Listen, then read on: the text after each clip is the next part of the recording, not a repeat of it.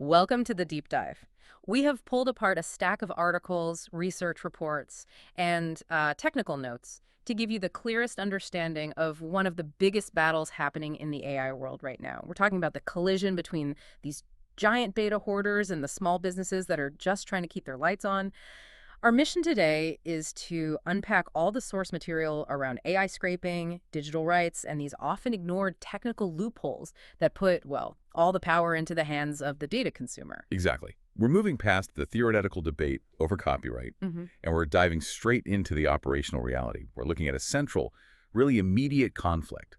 The generative AI industry relies on relentless, massive web scraping to find its training data. Right. And the scraping, it often comes at the direct expense of the operational stability and, the intellectual property rights of the very sources being consumed. Okay, so let's paint a picture for you. Imagine this scenario. You're the CEO of a 7-person company. You log into your business website, the e-commerce backbone that pays everyone's salary, and it's just completely crashed. It feels like a coordinated malicious attack, like a DDoS attack. But the culprit isn't some shadowy hacker group. It's one of the world's most highly valued AI startups trying to suck up your entire database all at once. And that is the story of a company called Triplegangers, and specifically its CEO, Oleksandr Tomchuk. We're using his experience as a lens to understand the current technical default, which is this deeply unsettling opt-out landscape for digital content creators. So let's unpack the specifics of that crash. Tomchuk realized his site was being inundated. What exactly was hammering their servers with that much force? Well, it was identified as OpenAI's own bot, GPT bot. And critically, this wasn't some gentle indexing process to, grab headlines for search results. This bot was designed for high-volume data acquisition. Triplegangers reported receiving tens of thousands of crawling requests. Tens of thousands. All aimed at just downloading their entire site. Tens of thousands sounds bad, but let's try to grasp the scale Tomchuk was dealing with here. Triplegangers is a small company, just 7 employees, but they've spent years building this massive, valuable repository. They certainly have. They claim to be the largest database of human digital doubles available on the web. Okay, what does that translate to? That translates to over 65,000 unique products in their catalog. And each product page has at least 3 photos, plus very detailed descriptions. So we're talking about hundreds of thousands of high-quality proprietary images. Yes, and the scraping effort was just intense. Tomchuk reported that the bot used at least 600 different IP addresses. 600. 600. All in its attempt to consume the data. And that behavior, that rapid-fire requesting from hundreds of different locations, is precisely why it felt and acted like a malicious DDoS attack. It caused critical interruptions to their normal sales and operations for several days. And the financial cost of this, it has to go beyond just the lost sales during downtime, right? When you have that level of unauthorized, intensive scraping, you are literally paying the processing fees for the company that is trying to steal your data. Absolutely. Tomchuk expects a seriously jacked up AWS bill, and this is a point that, it often gets missed. It's not just the bandwidth cost of downloading all those images, although that's significant. Right. Every single server request consumes CPU time. So when you have GPT-bot hitting your server with tens of thousands of requests, constantly those huge spikes in compute usage, they translate directly into costly charges from your cloud provider. A small business like Triplegangers, they haven't budgeted for that kind of infrastructure abuse. So why were they such a prime target for this kind of expensive, high-volume scraping? What makes their specific data the equivalent of gold for an AI model? It's the level of pre-existing tagging. Triplegangers deals in 3D image files of actual human characteristics. Hands, hair, body, skin. These are just raw photos. They have already been painstakingly labeled and categorized by the Triplegangers team.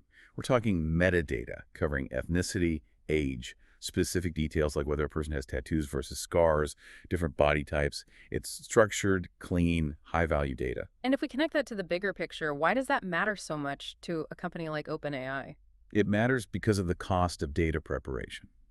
You have these multi-billion-dollar valued startups like Scale AI that exist for one reason: to pay human laborers to create that kind of detailed tagged data for training AI models. I see. So if Triplegangers has 65,000 product pages that are already perfectly tagged, meaning someone else did all that labor-intensive quality control, the AI company saves the cost of that labor instantly. They found a prepackaged, ready-to-consume data set that was just right for the taking. The real theft is the value of the labor embedded in the data itself. That makes the financial hit of the jacked up AWS bill even more offensive. Okay, let's move to their attempts at defense. Triplegangers is a legitimate business. They knew their IP was valuable. They put clear language in their terms of use that explicitly forbid any AI company from crawling or downloading content for AI or machine learning without a license. And yet, those legally binding terms of use completely failed to stop GPT-bot. Right, and this is where it gets really interesting. This is where we hit that technical versus legal dilemma, and it's critical for you to understand this distinction. So wait a second, Triplegangers clearly stated no scraping in their legal terms. Why does a specific line in a tiny technical file outweigh an explicit legally binding terms of use agreement? It's because of the nature of the internet and how web crawlers operate. A terms of use agreement is a legal document. It requires human interpretation and enforcement through legal channels, which is slow, it's costly. A crawler, though, is just a piece of software. It's programmed to respect a specific technical standard. A technical standard, not a legal one. It's exactly. To legally and technically defend themselves, websites have to rely on the robots exclusion protocol, which is implemented using a simple text file called robots.txt. The robots.txt file. Right. This file sits at the root of the website, and it acts as the digital traffic cop for all the bots out there. So the bot operator has basically created a technical default where they assume consent no matter what the legal document says, unless they see a specific line in this one specific file telling them to stop. Precisely. The default for these giant AI companies is opt-out, not opt-in.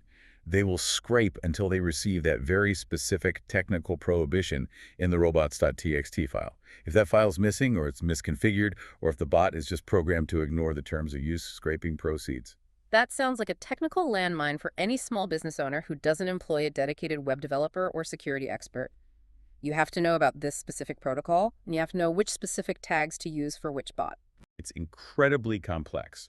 The sources highlight that OpenAI doesn't just use one bot. You have the main GPT bot, but there's also ChatGPT user and OAI search bot. Oh, wow. And each one requires its own specific tag, its own definition in that robots.txt file.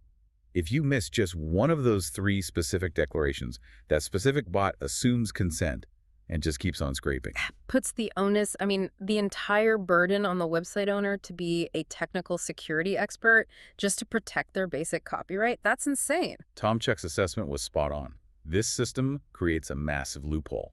The AI companies scrape at will unless the small business owner understands the complex technical configurations required to block them. The burden of protection is placed squarely on the data owner, not the data harvester. And even after they figure out this technical fix, there's a timing issue.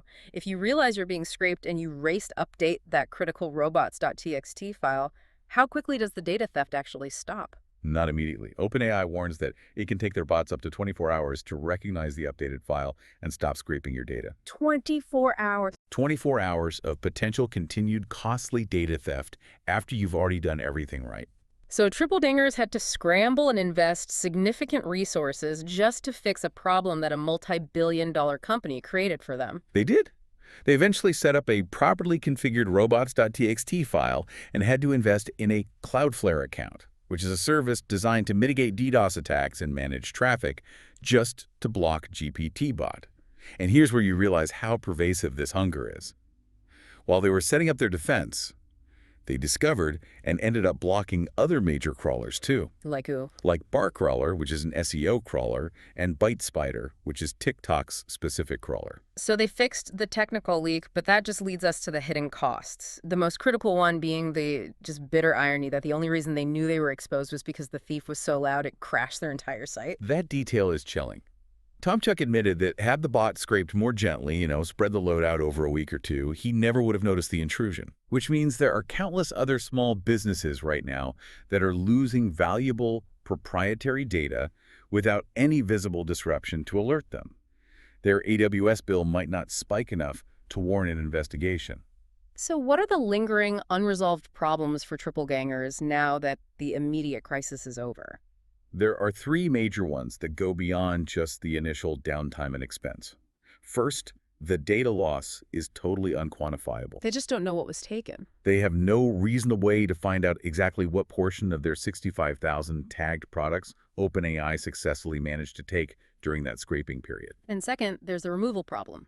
If the data is gone, they need a way to get it back, or at least make sure it's not being used. Exactly. Tom Chuck stated he found absolutely no working way to contact OpenAI to ask for the material to be removed from their training data. And on top of that, OpenAI has failed to deliver on its long-promised opt-out tool for removing existing data that's already been ingested. It's a black box. And the third problem deals with legal risk, especially since they're working with images of actual people. This is perhaps the most serious unquantifiable risk. Because Triplegangers scans actual people to create those digital doubles, the unauthorized use of these images involves biometric or semi-biometric data. Which is a huge deal under privacy law. A huge deal. If that data ends up baked into a generative model, it becomes extremely problematic under stringent privacy legislation, especially Europe's GDPR.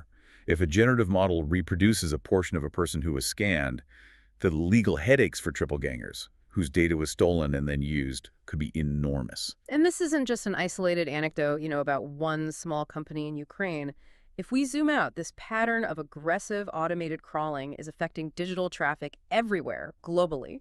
It is clogging up the digital infrastructure. There's research from the digital ad company Double Verify that found AI crawlers and scrapers caused an 86% increase in what they call general invalid traffic, or GIT, in 2024 alone. Okay, an 86% increase in invalid traffic. For those unfamiliar, why should we care about that? Because GIT isn't just some statistical nuisance.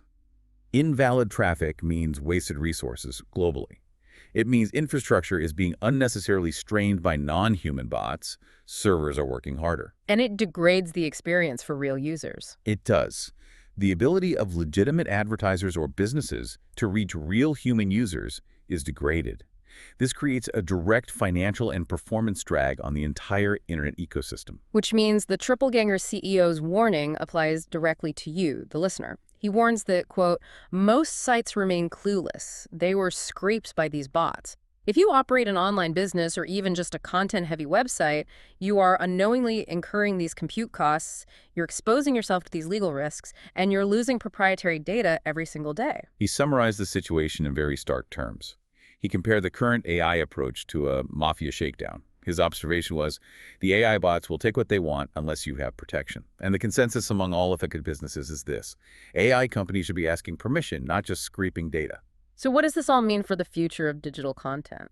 It means the AI boom has fundamentally shifted the burden of digital protection. It's moved away from established legal norms and placed it onto the technical competence of the content creator.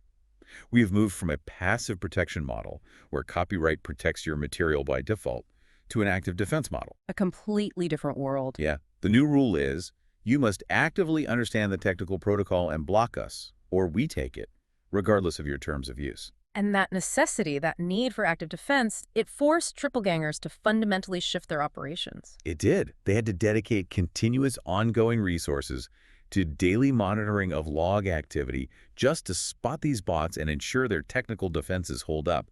That is a permanent new cost of doing business that just didn't exist 2 years ago. So it forces us to ask a difficult question about sustainability. It really does. If the only way a small business can protect its core intellectual property is to be crushed by the AI's relentless data hunger first, does that indicate a fundamental instability in the foundation? The scraped data upon which all of these powerful multi-billion-dollar large AI models are currently being built. This conflict between the need for data and the right to stability is something worth mulling over.